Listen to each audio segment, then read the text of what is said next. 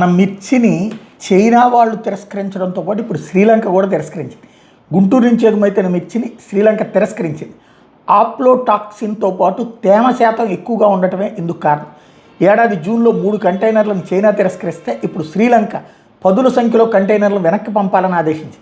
వ్యాపారులు శ్రీలంక వెళ్ళి అక్కడ అధికారులతో మాట్లాడి సమస్య పరిష్కారానికి ప్రయత్నిస్తున్నారు. మిర్చి ఎగుమతుల్లో ఆంధ్రప్రదేశ్ది దేశంలోనే మొదటి స్థానం.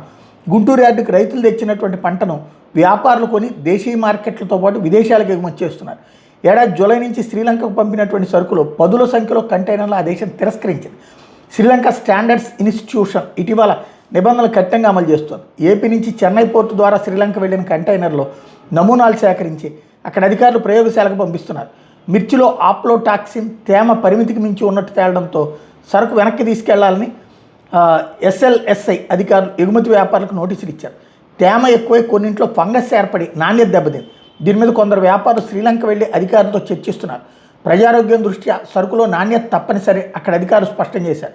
ఒక్కో విడతలో 3-4 కంటైనర్లు చొప్పున తిరస్కరణకు గురై 2 నెలల్లో పదుల సంఖ్యలో కంటైనర్లు వెనక్కి తీసుకురావాల్సిన పరిస్థితి ఏర్పడింది. సరుకు అక్కడికి వెళ్ళాక ల్యాబ్ రిపోర్ట్ రావడానికి 2 వారాల సమయం పడుతుంది. తిరస్కరించిన సరుకు ఇండియాకి తెచ్చి మళ్ళీ రీప్యాకింగ్ చేసి స్థానికంగా విక్రయించడం కూడా ఇబ్బందిగా మారుతుంది. నాణ్యతతో తమకు సంబంధం లేకపోయినా నష్టపోవాల్సి వస్తుందని వ్యాపారులు వాపోతున్నారు. సుగంధ ద్రవ్యాల బోర్డు అధికారుల దృష్టికి ఈ సమస్యను వ్యాపారం తీసుకెళ్లారు.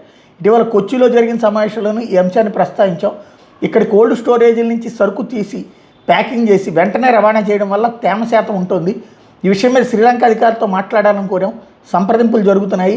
మిర్చి సాగు సమయంలో అధికంగా పురుగు మందులు వాడటం, కోత అనంతర యాజమాన్యాలు సరిగా పాటించకపోవడం వల్ల ఇలాంటి సమస్యలు వస్తున్నాయి. అందుకే రైతులు సాగు, కోత అనంతర యాజమాన్యం విషయంలో జాగ్రత్తలు పాటించాలని కోరుతున్నాం అంటూ మిర్చి ఎగుమతి వ్యాపార సంఘం అధ్యక్షుడు తోట రామకృష్ణ చెప్పిన స్టేట్మెంట్ హైలైట్ చేశారు.